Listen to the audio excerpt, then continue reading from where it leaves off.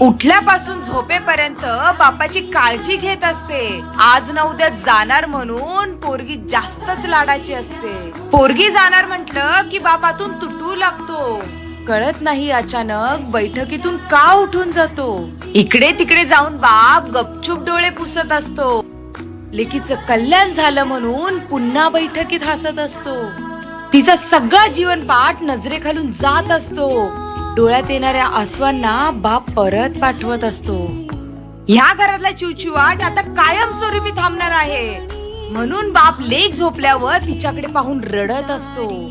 भातुकलीचा खेळ खेळत कधी लहानाची मोठी झाली कळलंच नाही. बाप सांगतो तिला सोडून मला पाणीही गिळत नाही. एका अर्थाने पोरगी म्हणजे काळजी करणारी आईच असते. पोटचा गोळा देणाऱ्याची कहाणी फार वेगळीच असते.